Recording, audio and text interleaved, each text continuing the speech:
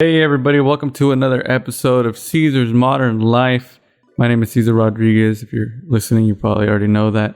And I'm back at my house, and we have another special guest through FaceTime. Amaury, how's it going? Hi, friend. It's going great. Yeah. Just trying to stay safe and inside. Yeah. Trying not to overheat in my air-conditioned space. So, doing what we can. I do not have air conditioning, but I have fans, so that's good. Only Well, fans. luckily today it's like not that bad, right? Like it's a very like the wind is going from what I see. Like all kinds of bushes and trees are moving. So you could honestly probably be fine if you opened everything up. However, things are going on in the world, many of things, including construction right outside your door. Yep.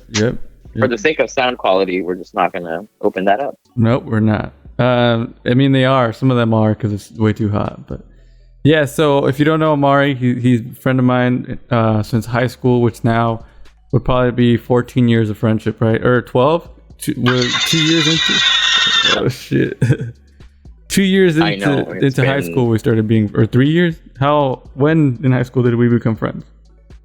Cesar, we officially met our first year of high school. Yeah, you don't remember it, but I remember it clear as day. We weren't friends, but you hung out. You were friends with Jeff Allen, and Jeff and I used to have lunch together. Mm-hmm. So every now and then you'd come over and you'd talk to Jeff, and like by proxy, like I would kind of be there. So I technically knew you since then.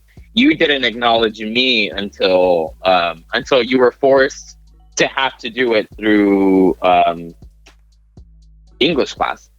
Yeah, it's true. We didn't become friends until we were in sophomore year English class. And he's been on the show on Cesar's Modern Life before, back in the day when you lived in New York. You were on the show, I think, for when you. Yeah. That was 2017. Obviously, 2020 was a big year for all of us. It was a big shift. But up until before the quarantine, what have you been doing the last 3 years? The loaded question, I know. Well, no, right? I think the move back from New York was really like, for me, it was super important to try and like realign with myself. So anyone who knows me on a personal level, and maybe not even like on the super personal level, because she's an open book, and I definitely have no problem talking about like my relationship that dissolved at the time. So yeah, once that happened, I was like, you know what, let me just go home, because at that time, like my department at work was being relocated to Vegas. And I wasn't entirely sure, one, that I wanted to move to Vegas, and two, that I would for sure have a job. My lease was coming up, so I was like, well, I'm not sure if I really want to like figure out like a new place, given that I don't know if I'm going to have a source of income pretty soon. And the city just kind of just got like a little overwhelming for me, because it was like I don't know I don't know really what's next. But if it's like true tea, I think I was probably just chasing after the partner that like I had dissolved with, because I later then did get reconnect. Now most current status on that, I'm completely single, have been for like a year and a half. Rock on. But so that move back to California was like, I need to like forge some path. Like I need, like, there's definitely like a lot of stuff that I need to work on as a person, and I need to find a way to get in touch with like who I am and what I need. And so the first thing I did was like I enrolled at OCC. I've been in the photography department there, and I just like signed up for a bunch of classes that I never got to do like while I was in grade school. Like I did dance, I did music, singing. Yeah, it was really rad. So now I'm like about to wrap up my final semester at OCC in that photo program, hopefully to later look into jobs in the photography realm. I've been more integrated in like the fine art photography realm as of late. Like that just seems like where it kind of comes naturally, and inspiration comes naturally to me. But commercial is also really fun too, because then you're just like kind of like letting your imagination run rampant while also still trying to like keep it relevant to whatever you're trying to like promote. Yeah. So Yeah. So that's been like my biggest thing, is just trying to make sense of like, okay, well, would you want to be like a photographer, like a producer, an assistant? Like there's so many avenues in that. But I think it was also beyond just like that superficial title and or career. It was just what makes you happy. And that's been the biggest thing to provide that to me thus far. The photography program at OCC, you're saying? Yeah. And Yeah. I mean, just I think, you know, I don't know about you, but for me, my experience in school was very much like, okay, go through school and you just got to go through school, got to go to college, get a degree, and then you're off to a career, and not necessarily building you up to try and explore like what you're interested in personally. Yeah. Until like college, when you can take like electives and like all kinds of like fun stuff. Like I think like at San Francisco State, there was a class called like Growth Through Adventure, and like you could go camping for like a week or something, whitewater rafting, rock climbing, and I signed up to take that class during the winter. Yeah. So I could go like skiing in the mountains, and then I was like I chickened out because I got scared. I was like That's cool. Yeah, but like I mean things like that, like you don't get as many opportunities in like high school, elementary school, junior high, because it's structured as like, okay, this year you have to take this type of math, and then this type of science, and then this type of social studies. So and because of the limited resources of where we went, I mean most places too, it's not like the electives were that out there. Like some places they have like the wood stuff, but we didn't even have that at our high school, right? Oh yeah, wood shop. Mm-hmm. Yeah. So it's like it's just I think that's the same thing too. It was like when I was in school, I was like, just get through high school, and then in college you'll be able to explore. But even then, for me it was different, because I thought even college, like I'll finish college and then I'll do whatever I want, and then that's kind of what we're all at now. Is like, what is that part of whatever we want to do, or what is that? Totally. You know? Yeah, and I think like it's a little weird to go from like in 12 years of school, like in hindsight, like it's like you're supposed to just like automatically figure out what it is and who you are, what you want to do long term, and that's just like that doesn't make any sense to me. But all power to y'all if you figure out in calculus and AP Calc or something that like you want to go into economics, like if you figure like go ahead. But like for me, like I mean, and like and the funny part about that is that like I knew what I wanted to do, quote unquote. Like what was that? I was like, oh yeah, like I want to go to I want to go to school to do like be a visual merchandiser. Like I want to do like window displays and da da da da da. Yeah. And so I got that degree, and like I just found that like it really wasn't for me. Like it just wasn't what I anticipated. So I was like, well, you have two choices. Like you can either try and like be unhappy and trying to pursue that, or you could try and chase something that genuinely stems from like I'm doing this and I want to do this, and it's a little bit more possible for me. Not to say that like my dream at the beginning wasn't, but I just feel like with certain with all industries, like there's just like a level of gatekeeping that can definitely not help people of color enter. Yeah. And fashion's kind of one of them, even though like we're supposed to be like a super diverse, open-minded, progressive like industry. But all good, because I mean, I think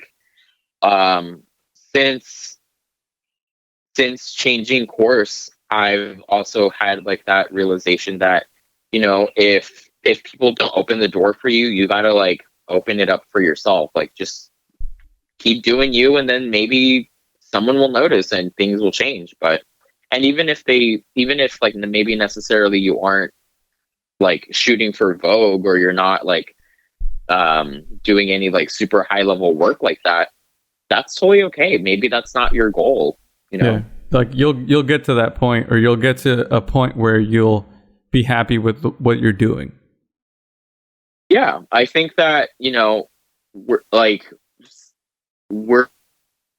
so in Western society, we're so focused on like success indicators, and like we talked about this like pretty recently. Like success indicators are very much represented by like what you're making financially, how many cars you have, how many like how much property you own and stuff like that. But it's like, but for like I've come to realize, and I'm like continuing to internalize the fact that it goes beyond that. Like, I mean, yeah, I could have a whole closet full of designer shoes, but like, what'll that do for me, like long term? Yeah. Will it make me feel better about the person that I am with that or without that? Just a matter of figuring it all out, man. And that was one of the things I wanted to touch on before we move on was that in 2017 was when you did your blog, right? Outlier. Oh yeah. What happened? What happened with Outlier? I think that for me, it was just there is still like a lot of like imposter syndrome, and I think that to touch on the minority thing, or just like as someone who like struggles with feeling seen and or appreciated, I kind of got to a point where I was just like, you know what, like I just need to hang it up for a little bit. And a little bit turned into like 3 years. And that's okay, like because that's just like I at the time did not have the energy to invest in that the way that I wanted to, but then I was able to find that same inspiration and spark somewhere else. I think that the more I try and run from it, like at some point I know I'm probably going to like start that back up and go into other medium like podcasting, something video related, because as much as I'm like, no, well, I don't know if I could do it, I can't edit, like like there are so many, like you included, you say being like one of those inspirations to me that's like, well, he had to learn from somewhere, like it didn't just happen overnight, like he sat down and he learned how to do all these things. So like if my friend can do it, I can do it. Like there's if this idiot can handle it. It's just a matter of like, what? If this idiot can handle it. I'm just kidding. Watch. In a couple of weeks, I'll be like, Cesar, I can't do it. This is so hard. And you're like, you're just splicing a cut, like a clip. What are you doing? I don't know how to use my phone. I can't record. Exactly. Yeah. Totally. So what would be the content that you would be leaning on? Like, what would you be creating? Well, I think for me, like my content would, I think, focus on just like people like me. Like, I mean, I'm 27 and like I'm just gonna like be super vulnerable about it. 27, I live at home because I'm not like, I mean, I'm in school and I'm not making that type of money to be like, yeah, I'm living on my own and or with roommates. Like it's just not super feasible for me. Plus, like I'm like doing a career change and trying to, and like also doing so much self-care, trying to become a better person and understand what that means. And on top of that, all the like the identities that I have as like a person of color, I'm a person of the queer community. So, I mean, I go on YouTube all day, every day, and especially during quarantine, like, well, what else is there to do? Yeah. Other than like binge the black hole of the internet. And I see so many like content creators and I'm like, dude, how are you relatable? Like, why do like why do so many people like I don't get it either. Around for you, like when like you're not relatable. Yeah. I don't get it either. Like I mean, that's the hard thing about it is how do you connect with something you can't relate to in that sense? But it's so popular. But I guess some people have to relate to it. Like the kids at the hype house. And oh God forbid, like this ever get to a point where like it reaches like their audience. But like these kids are like what, like 17 to 21 and they're like living in like Calabasas, like having parties during COVID. Like how like What kind of how life is that? I don't even know. I can't what comprehend kind it. of influence is that? And so I'm like, why do people support you, Yeah. period? Yeah. Like It's true. And and not to say like I would be like trying to create content and be like, oh, look at how much better I am than you, like I'm a better influence, but more so just like, hey, like if you also happen to find yourself like maybe not living up to what society has told you where you should be or what you should be doing, Yeah. like you're not alone. Yeah. Like I'm definitely still figuring it out. Yeah. I'm sure many people to come after us are going to be going through the same journey of a similar type, and many people before us have done it. So Why not be the you know, person like that they can relate to? Why not be that yeah, person? It yeah. makes sense. I don't have to be. There Yeah, should be go ahead. like a people should send us if you have a relatable YouTuber or person online, because I want to see that person that doesn't have. But here's the thing: do they all Sure. start relatable and then they get rich and then they can't be relatable anymore? Because what if you did Well, it, yeah. or if we did I it, mean, that's and then we'll be like, oh what if well, I I did can't. it, and then like, ugh. Yeah, And then next thing you know, I'm whipping around in a pink Ferrari, and I'm like, you know what? That's it. Like, yeah, that's it. I don't know like, you. I don't like. Target, never heard of her. No, like, I mean, I don't know if I can say, oh well, like money would never change me, because money does change people. Like it's kind of inevitable, but I think that the biggest difference is, I mean, I work in an industry where I do see money all the time and how people can use that. How they just throw And it around. at least for and yeah, and at least for me, it's like, you know, yes, money is great for freedom, for security, um, but it's also great for when you're putting it towards other people. Like for me, my biggest thing, and like um, recently I was like awarded a scholarship from the photo department, and like I'm stoked because one, it's the recognition that I've always wanted, that like I am capable of doing something that like I focus on and like I commit to, because that's always been the thing for me. It's like I don't know if I can actually do any of the things that I intend to, and so that's just kind of been like the like, hey, you are capable, like you can do whatever you want. You just gotta stick through it. Like sometimes it's not going to always work out in your favor, but doesn't mean long term it's not going to pan out. So when I got that money, I'm like, okay, cool. I can buy a new camera, da da da da da. But at the same time, like I think like a week later, my mom was like, I caught my mom like crying in our living room, and I'm like, hey, like what's going on? And she told me that like the escrow of the home that she grew up in finally closed. Like everything went through, and so that buyer was finally given the keys to the home that she grew up in. And she like, this has been like years in the making, but she was like, I don't know where I'm going come retirement. And like that never hit me, you know, because I'm like, oh yeah, haha, like what's going, like at some point like my parents are just gonna like stop working, and I'm like, wait, how much longer do you have until like technically you're able to retire? And she's like 5 years. I'm like, oh damn. Yeah. And so thinking on like that, and how people are able to put money towards, you know, luxury things, and there's nothing wrong with that, because I think if that lights you up, if that genuinely makes you happy, go for it. Like you're entitled to bring things into your life that you work for and that inspire you and are meaningful to you. But for me, if I were to ever, when I get to that point where I am able to make like super stable income and make money that can support me and my family, like it is going to go towards my family. Like I don't want, like I wouldn't just like, all right, mom.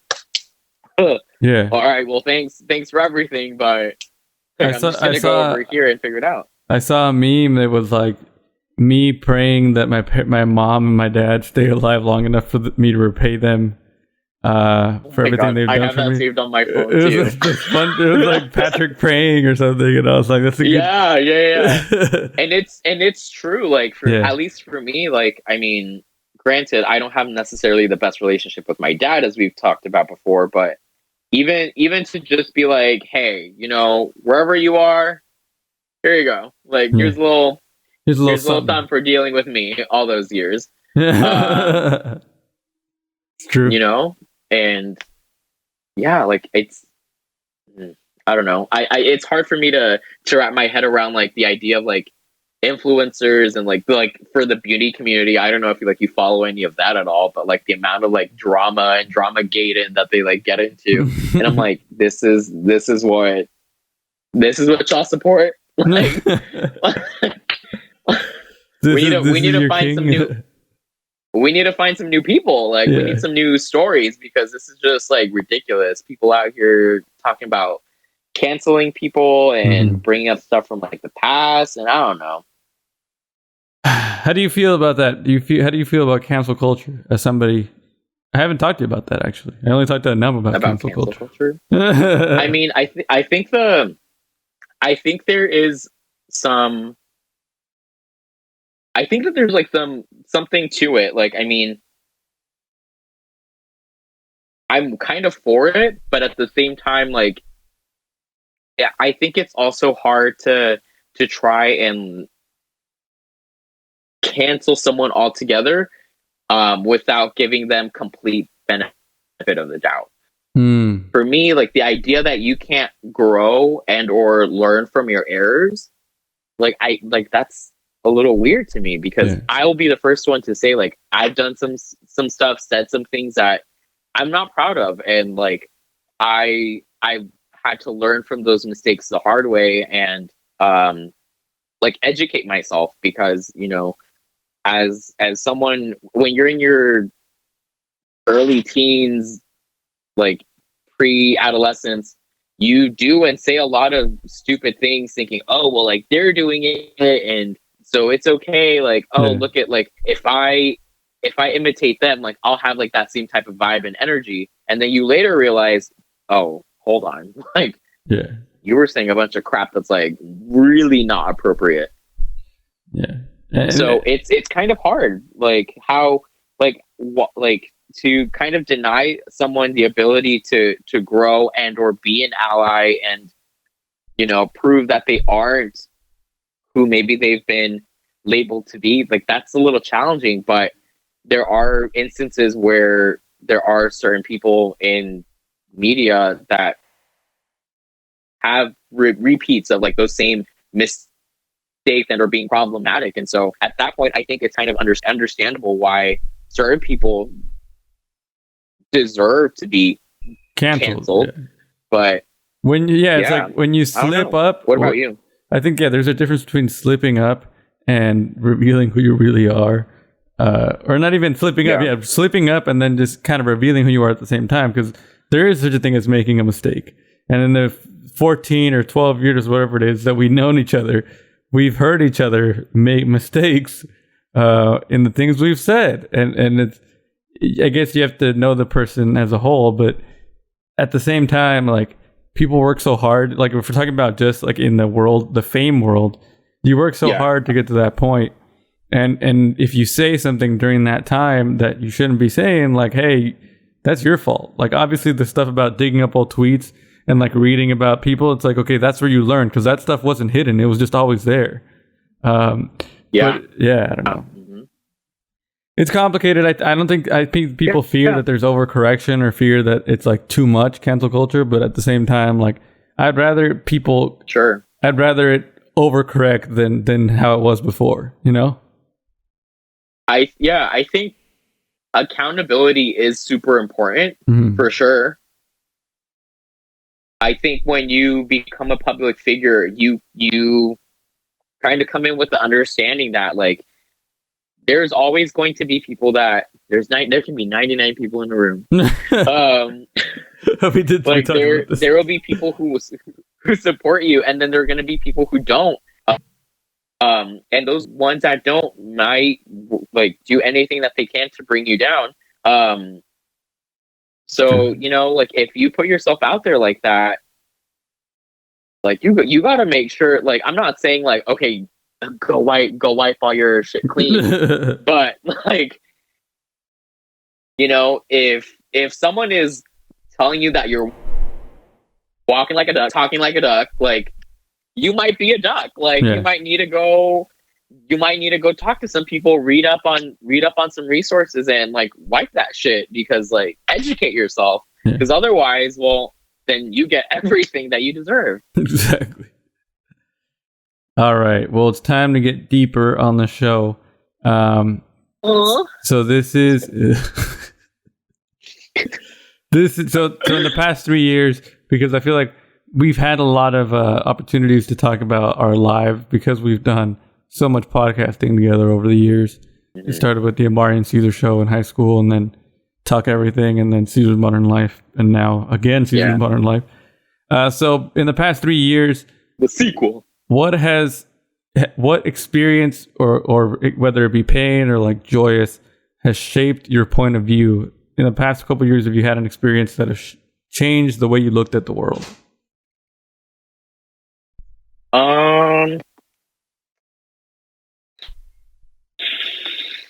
It can be whatever you want. It doesn't have to be like super serious either. Oh, that's not the issue. Like I'm like, There's too many. There's a lot, because I think once I started going to therapy, for sure. Mm-hmm. Yeah. So once, I think it was like it was approaching like October of last year that like I just started having panic attacks. And there were 2 instances where like they flared up like really bad. So once I had like those 2 like flare ups, I was like, all right, well, there's something here, because this is like, it was really intense. Like I couldn't breathe, happened in front of a lot of people. I'm like, there's something here. Like you need to go address that. And so I started working with a therapist, and from there, like I just started reading like a bunch of self-care books. Like Brené Brown is like my queen. And she's a shame researcher who talks all about how like shame and guilt work as things that help shape how we show up in life, and how dismantling those instances or that conditioning can be super helpful to being a better person. Yeah. So like reading a bunch of different texts, listening to podcasts, like all that different work kind of just inspired me to really challenge like a lot of the patterns that I have as a person, and how I can show up and be better. And like I know this sounds like the like, oh well, like I'm like super cheesy, like, oh yeah, like I'm working to be on like a better person. But you know, there's just so many different things that like maybe you don't realize that you're doing. Like for me, I have a like pretty glaring tendency to avoid people when like I don't want to talk to them. So like I'll ignore them, I'll ignore the text, I'll ignore the call, because I'm like scared to have that conversation with them, and it'll go minutes, hours, days, weeks, and it's like people that care about me. And so in therapy, I was able to be like, hold on, like, why are you doing that? Like, why are you running away from that? And so now that's like something I try and actively work on. And, you know, if maybe I don't have the emotional energy to do that, learning, okay, well, hey, can I get back to you at a later time? Yeah. I just need like a little bit of a breather. Like things are a little rocky right now. Can I just get back to you? Learning about how,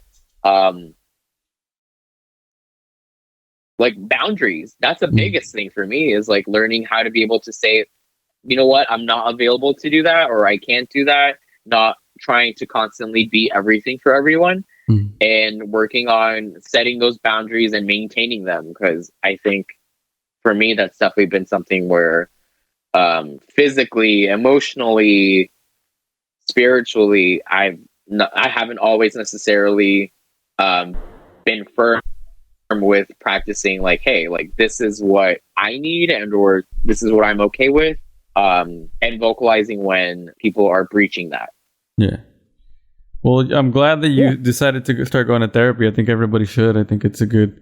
I've been trying to start doing it again, but there's a long wait list for all these places. Like, I think that there's such a thing as what is it, like virtual, where you're like well, there is like virtual as in FaceTime, but there's also like virtual where you're like writing by yourself, right? Like there's programs like that I've heard.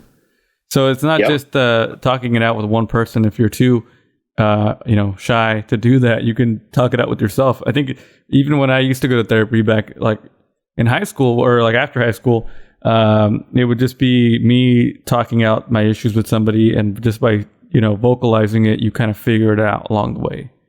That's how it works for me. Sure. Like, no, my therapist is always like, honestly, like I literally the first day that I like showed up as like our like getting to know each other session, like I literally came with like a list of things I wanted to talk about.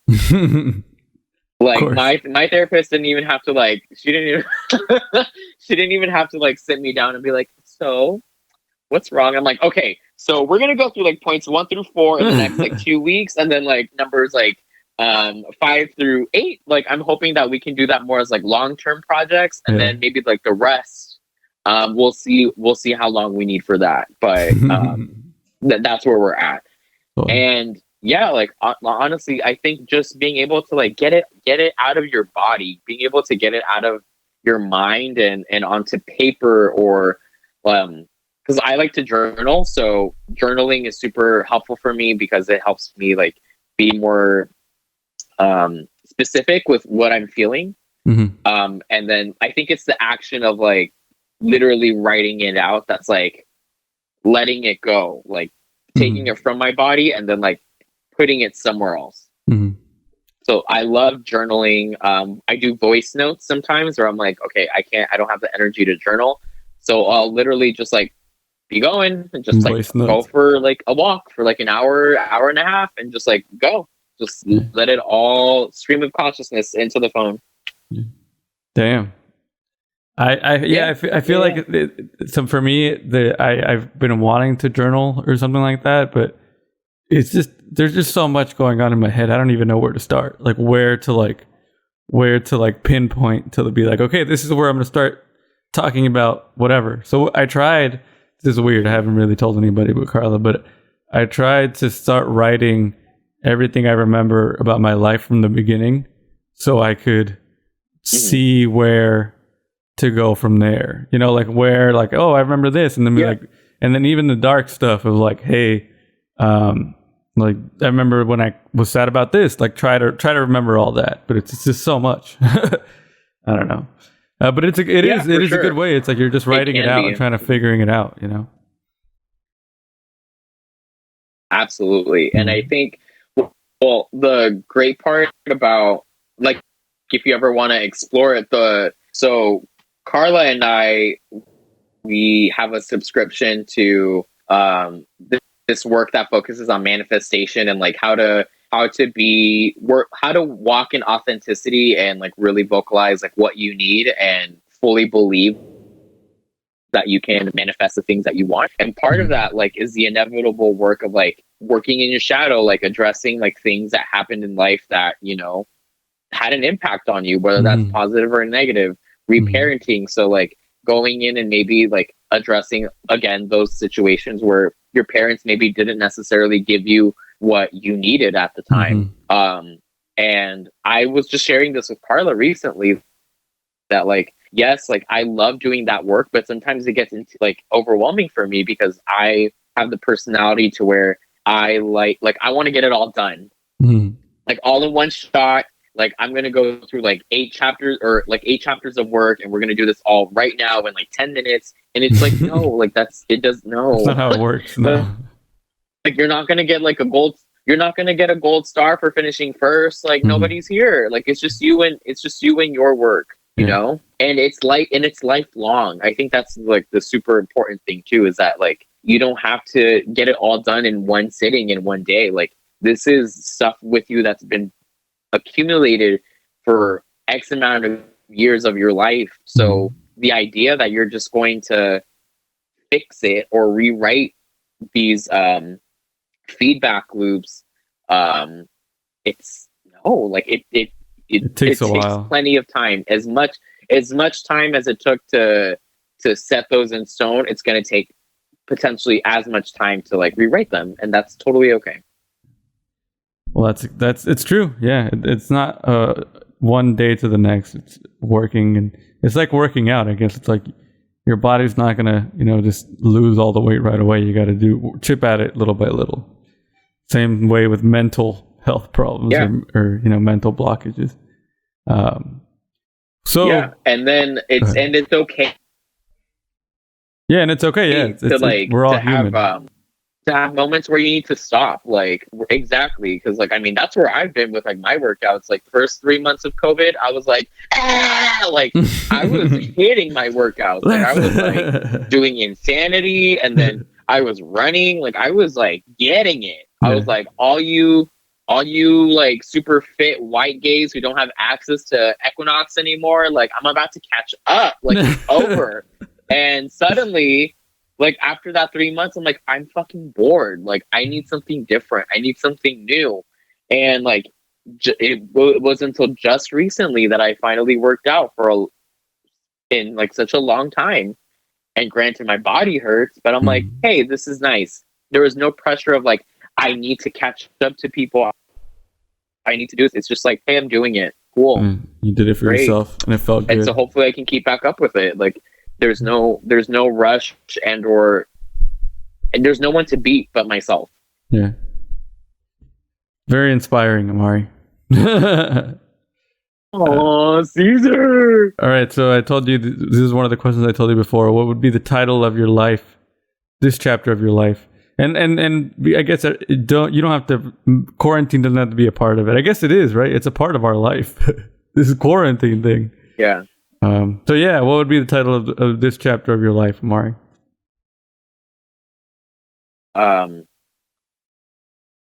Initially I thought it was like reassessment, because that's I think very much in line with what I'm doing right now. Like I'm very like obviously everyone's had to like reconsider what they're doing, why they're doing it, how they're doing it.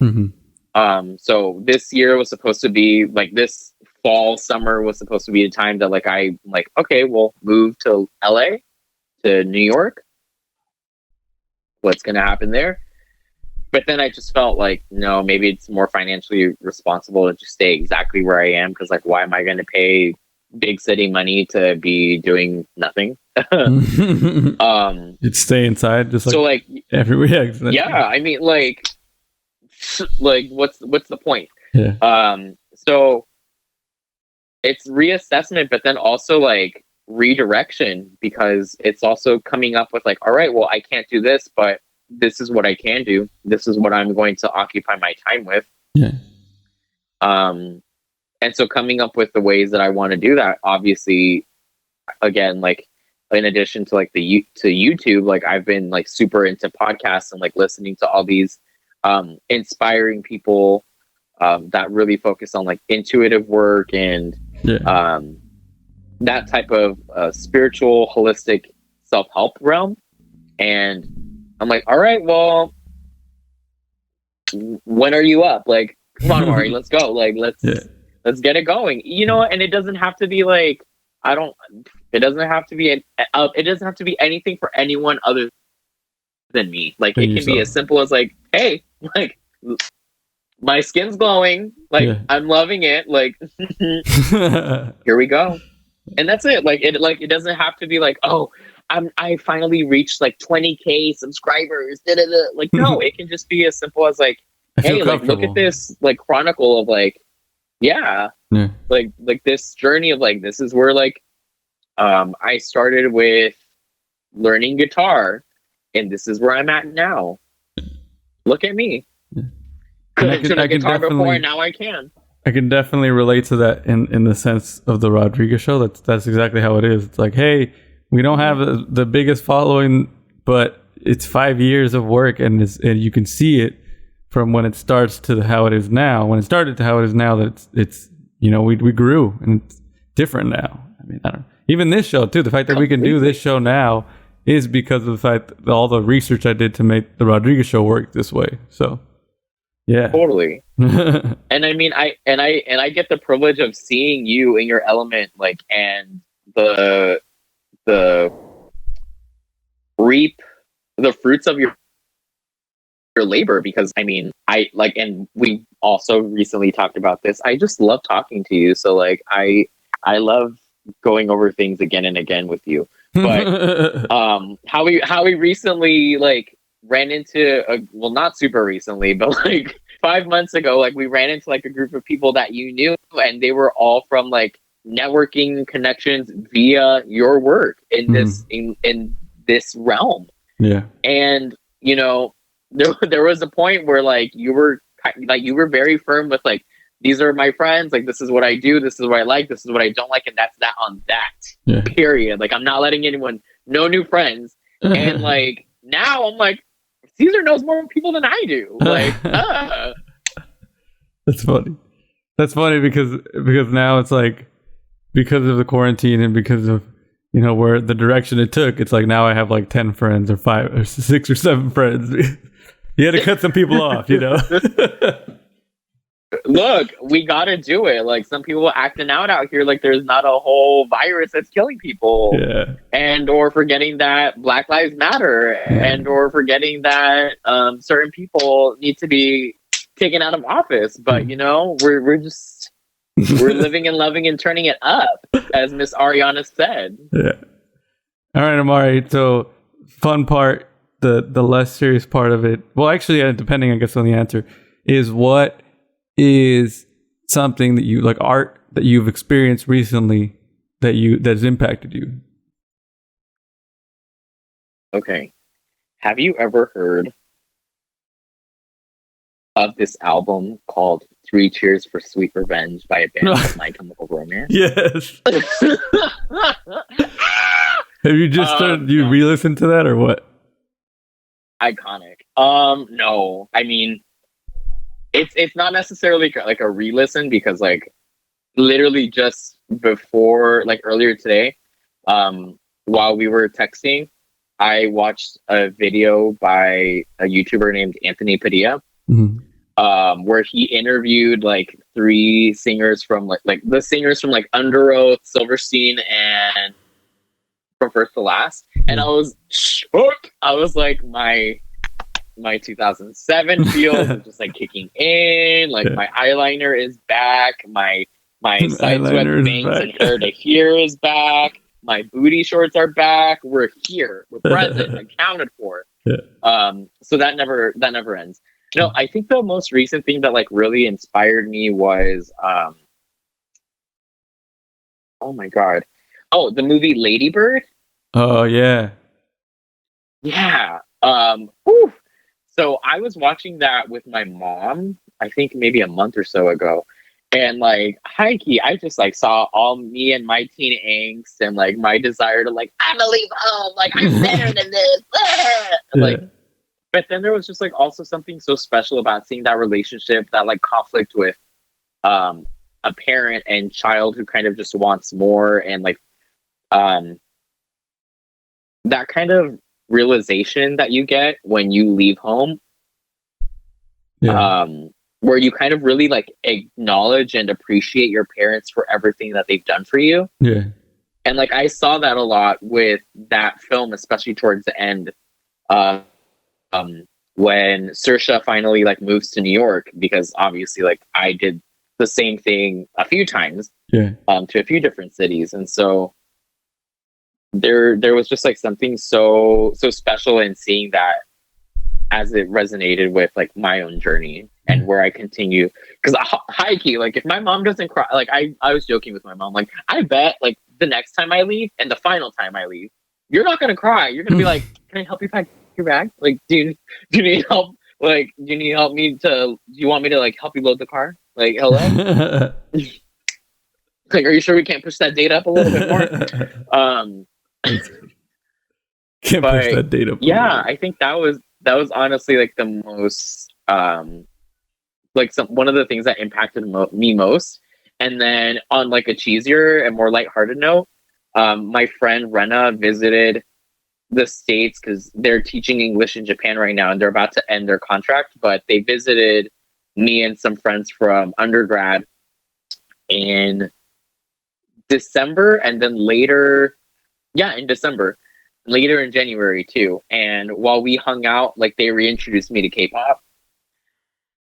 It's been nice. over. I've been listening to this one particular song called Fancy by Twice. Oh, big ass ones here. Love the ones. Y'all the ones if you are out here supporting Twice. And I think more than anything, like obviously there are some issues with like certain, like people definitely feel that K-pop is super produced, manufactured, to which I would argue that like all artists I feel like literally produced and manufactured. It's just that they're more upfront about it. K-pop in particular, they're just more upfront about it over there. I think that's what it is. Yeah. Absolutely. Like if you're gonna tell me that, you know, Miss Nicki Minaj like looked the way that she did when she started, and looking at her now, that like there wasn't some production behind that, you're lying. Yeah. Did I lie? I lie? This is me going deep into this whole thing, but I feel like the fact that people are saying, oh, it's too overproduced, like that criticism of K-pop, it's just open, like, and that's a problem that America has, is that they don't want to be open with what stuff is, like straight up just call it what it is. Own your shit. Own your shit. Like, just exactly. Yeah, completely. So like when I get my nose done, I'm going to be like, yeah, I got my nose done. And guess what? I can breathe great now. Have you back to Lady Bird for a second? To think for that. Lady Bird for a second. Have you seen Frances Ha? No, I haven't. Hopefully, let me write that down. That's it's on Netflix. It's pretty much like what happens. It's a state of, I think, that, you know, people like that are our age can relate to, as, hey, there's people that are my age that are growing up and are already doing all these things, and meanwhile I'm still here doing this. Like, I don't know. Completely. And it's the same writer, Greta Gerwig. She wrote and directed Lady Bird as well, and she stars in Frances Ha. So they're kind of like pieces of her life. Both of them are Lady Bird and Frances Ha. Phenomenal. Yeah. Great. Shout out Greta Gerwig. She's a great actress. I appreciate you for having that. Love you, girl. You're the one. I appreciate you for having that cinematic knowledge, because my nearest example for that was going like people who maybe later in life or trying to like redirect a career or pursue their own passions. Was going to be Julie and Julia. Okay, you know what? That was a phenomenal movie. Like, I love it. As cheesy as it was in the early aughts, like I love that movie, and I still love that movie. Meryl Streep can do no wrong. Like, there's a lot of classic movies from the early 2000s and late 90s that are starting to come back, and like people are appreciating them now. So that's one of those. Completely, especially as they are literally relevant to my life, working in like service and being like, fuck this shit, like. All right, Amaury, so the last part, usually I pick a charity to make people aware of, but I asked you if you had one, and you do, so if you want to talk about it, go ahead. So disclaimer, she is not by she being me. I normally use like he, his, whatever pronouns, but honestly, like if you're down like that, you can call me she. I'm not gonna have a problem with it. But she's not a dancer. However, I think for me, like, dancers are some of the most inspiring people, artists obviously, but dancers in particular have such a specific gift to be able to use their bodies to express themselves and emotion. And the way that I've been, at least in the beginning of all the closures in COVID, was how I've been like staying grounded and getting through it was through dance and like taking dance classes. And it really reminded me of like how important that element is and how much dancers contribute to the art that we consume. Like, can you imagine Homecoming without all those dances? No, it wouldn't be the same. It would have been like exactly. But like dancers are also like some of like the like least paid people in the entertainment industry. Wow. And so if y'all got $1, I would love if you could support the JK Foundation Dancer Relief Fund. So they focus on raising funds to give to dancers all over the country, and I feel like the world too. I'm not sure if they have an international reach just yet, but and helping support people get by, like be able to afford food and just the things that they need, actually essential things. Because obviously with no events happening, concerts, etc. Well, what's a dancer supposed to do to like get by? Yeah, it's true. So there's no, like because even music, right? Yeah, because it's different because you need to see dance live. I mean, even videos of people dancing, like the coordinating dances is awesome, but it's just a lot of entertainers. They're losing out on money right now because of that. Completely, yeah. Like a lot. Like it's. I see it time and time again. Like we're on Instagram, like artists talk about how people in general are like complaining about how we can't go to music events, like we can't go to like festivals, we can't do XYZ things that stimulate your creativity, but we're also not necessarily putting our money into programs in schools that help support the arts. You're not seeing it now where like a bunch of creatives are left like scraping by and trying to make it happen for themselves and not like lose the roof over their heads. And so how do you do that if we don't have financial support? Sure. How come you only remember me when you're trying to go to Coachella? How? So you said it's the JK Foundation? Is that what it is? Yeah. I'll post a link on the video if you're watching on YouTube, and if you're listening on podcast, there's a link in the description already to this. Thank you for sharing that, Amaury. And how do you feel about this episode? If we all die from COVID, is this an accurate portrayal of who you are right now in this point in time? Hell no, because it's been 84 years since a man has touched this skin, honey. Nah, look, you know what? If I go out today, tomorrow, tonight, well, that's that on that. But I'm just saying, like, this conversation that we had is a representation of you right now, of who I am, of what I'm about. Absolutely, completely. Yeah, I feel like don't give up, kids. Keep going, but wear a mask. Wash your hands. Wash your hands. Wash your feet. Thank you, Amaury, for calling, and thank you for everybody that listened. Donate to the JK Foundation. Help out some dancers. I was going to say it's interesting because in Frances Ha, she is a ballet dancer, so it all connects. You know what? See, there you go. There you go. All right, thank you, Amaury. And bye, Cesar. Love you. Thank you, everybody that listened. Keep it funky, keep it fresh, keep it sexy, and I'll see you guys next week.